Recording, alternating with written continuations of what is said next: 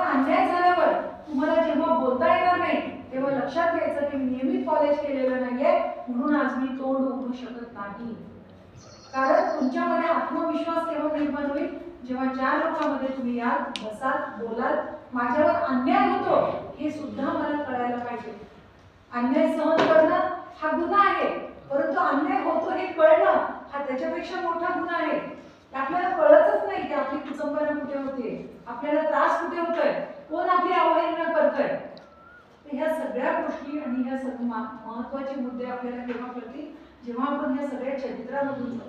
किमान तुम्ही समाजकार्याची BSW आणि MSW चा अभ्यासक्रम जरी वाचला तरी सुद्धा तुम्हाला ज्ञानाच्या दिशा भेटतील आणि योग्य मार्गावरून तुम्ही मार्गक्रमण कराल आणि जीवनातल्या सगळ्या संधी तुम्हाला भेटू शकतील. आज सरांनी अतिशय उत्कृष्ट असा कार्यक्रम एवढ्या टाईट शेड्यूलमध्ये सुद्धा त्यांनी घडवून आणलेला आहे. त्याबद्दल सरांचं आणि NSS विभागाचं मी धन्यवाद मानते. तसेच महाविद्यालयांचे प्राचार्य ते सुद्धा वेळात वेळ काढून इथे थांबलेले आहेत.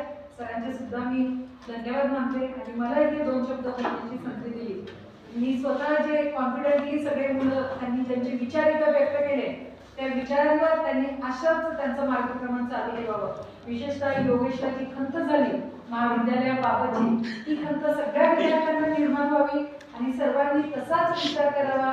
पुढच्या वर्षी कॉलेजची स्ट्रेंथ वाढावी आणि महाविद्यालयाचं आणि तुमचं सुद्धा नाव वाढावं असे मी सगळ्यांना शुभेच्छा देते आणि माझे 2 शब्द थांबवते. जय हिंद, जय महाराष्ट्र.